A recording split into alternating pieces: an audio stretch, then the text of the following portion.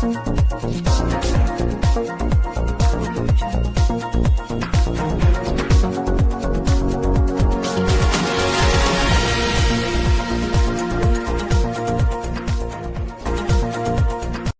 पर बदमाशों ने जानलेवा हमला करके लूट की वारदात को दिया अंजाम।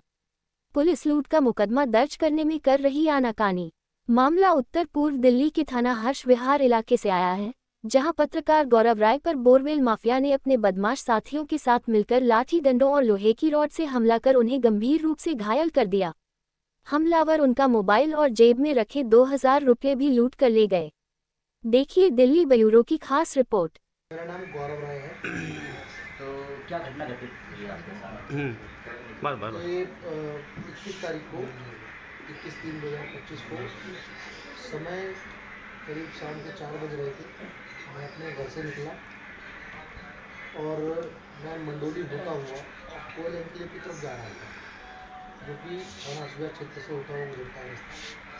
तो मैं वहाँ पर इतवार बाजार रोड है, जिसको इतवार बाजार लगता है, उधर से मैं गुजर रहा था। तो मुझे प्यास लगी, तो मैं पानी पीने के लिए दुकान से, वहाँ पे एक पास में ही दुकान थी, तो मैं पानी की बोतल खरीद कर पीने लगा। मैं पानी पी ही रहा था, तभी सुनील, कुलदीप और सुनील का भाई, 2 अन्य लोगों के साथ, जिन्हें मैं सामने आने पर पहचान सकता हूँ, जिनकी शक्ल मुझे याद है, उनके साथ आ धमके और मुझसे कहने लगे कि ये तीनों, मतलब ये जो लोग थे, ये बोरवेल माफिया है क्षेत्र के, और ये बोरिंग वगैरह का अवैध काम करते हैं। और पूर्व में मैंने इनकी शिकायत वगैरह भी की थी और कुछ खबर वगैरह भी मैंने इन लोगों को पब्लिश की थी।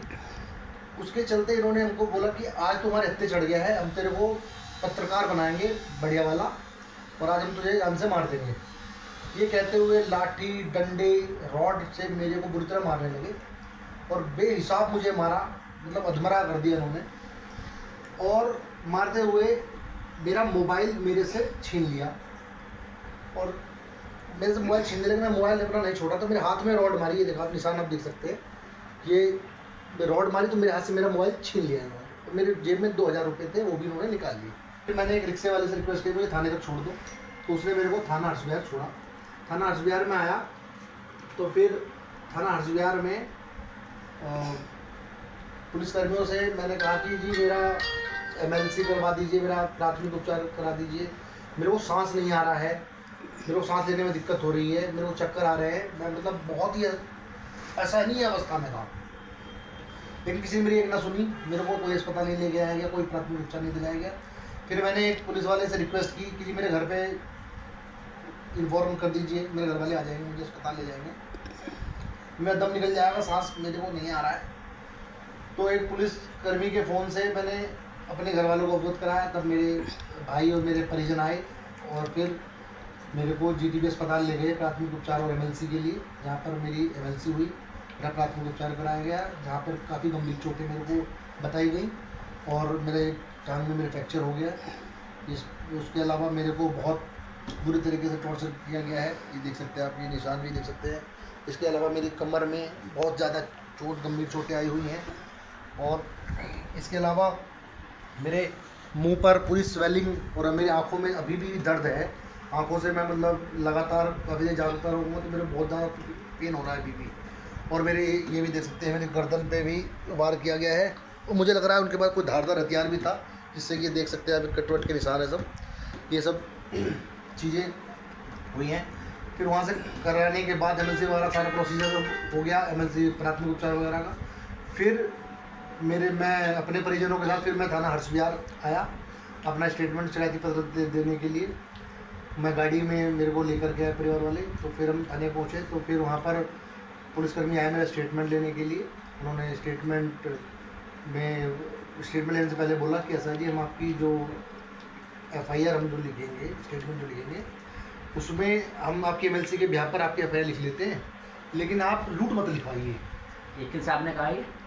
ये एक हेड कांस्टेबल सनुज नाम के व्यक्ति थे, वहाँ पे पुलिसकर्मी थे, वो हेड कांस्टेबल सनुज। तो वो मैंने कहा जी लूट की मतलब, कहने लगे कि जो आपका मोबाइल छीना गया है और जो 2000 रुपये निकाले गए हैं वो हम आपको अभी दिलवा देते हैं। उन्होंने बताया कि आरोपी जो है अंदर बैठे हुए हैं, हम आपका मोबाइल और पैसे भी दिलवा देते हैं और आप केवल मारपीट का मामला लिखवा लो, लूट मत लिखवाओ, क्योंकि लूट में हमारे को जवाब देना पड़ता है, रिकवरी दिखानी पड़ती है। तो मैंने कहा जी जब मेरे से वारदात हुई है, जब उन्होंने अपराध किया है, तो आप उसको लूट का मेरा मुकदमा लिखिए, और मेरे ऊपर तो आत्मघाती हमला हुआ, जान से मारने के नियत से उन्होंने मेरे को किया है, तो उसका मुकदमा लिखिए आप, और जो भी चीज़ें बरामद हुई उसको बरामदगी में दिखाइए आप, मेरे को वैसे ही क्यों दिलवा दे रहे हैं आप, इतना बड़ा एहसान आप मेरे ऊपर क्यों कर रहे हैं। तो उन्होंने बोला कि फिर हम कुछ नहीं कर सकते आप। तो मैंने कहा आप हमारे मतलब SHO साहब से मिलवा दीजिए। तो कहने लगे SHO साहब किसी से नहीं मिलते, ये कहते हुए उन्होंने मतलब बात को टाल दिया।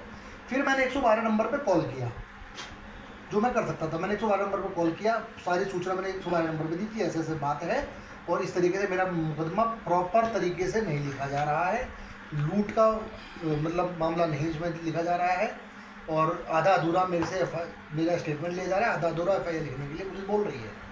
उसके बाद PCR की गाड़ी आती है, मेरे से पूछा जाता है, मैं सारी डिटेल बताता हूँ। फिर मेरे से पुलिस वाले बोलते हैं कि आप अपना कंप्लेंट खुद लिख करके दीजिए। तो मैं उस अवस्था में मेरे हाथ काम नहीं कर रहे थे, अभी देख रहे हैं आप स्वेलिंग है मेरे हाथों में, तो मैं नहीं लिख पाया।